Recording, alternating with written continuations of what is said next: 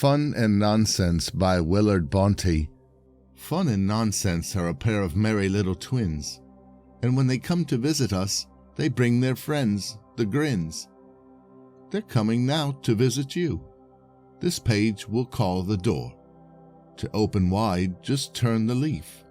Why, we have met before. The Barber.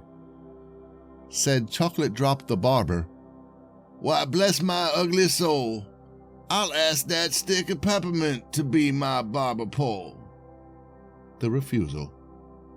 Dear sweet Lady Cracker, my passions you know, and I scorn them, Judge Wafer, as you're lacking in dough. A Hopeless Case. What is the use, quoth the whitewash brush? I'll comb my hair no more, for try as I will to make it lie, it still stays pompadour. The Greenhorn.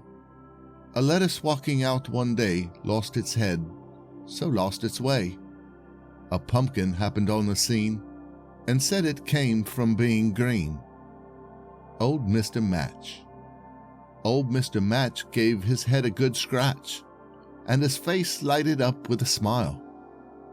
It is getting quite dark, but with my cheery spark, I will lighten the day for a while. Thoughts Unstrung. Alas, I fear my mind doth wander, and o'er this narrative I ponder. I usually know what I have read, but this time I have lost the thread. The Miser. The pocketbook has money. On that subject he is daft. But when one strikes him for a loan, he answers, "I am strapped." Dr. Key's answer. "Shine?" inquired the monkey wrench of stately Dr. Key.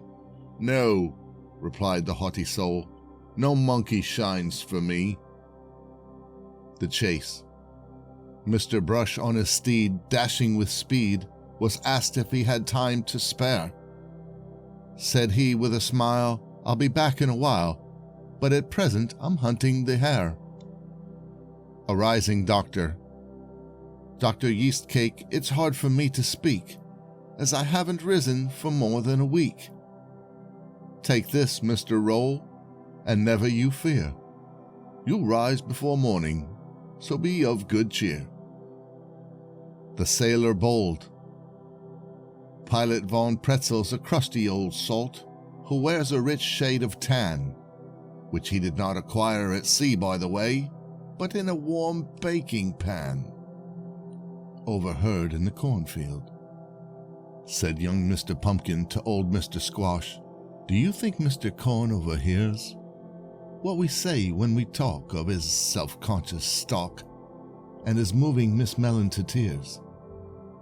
"I cannot decide," Mr. Squash then replied, "but I've had my suspicion for years. Because he's so tall, he can lean over all. Then look at the size of his ears."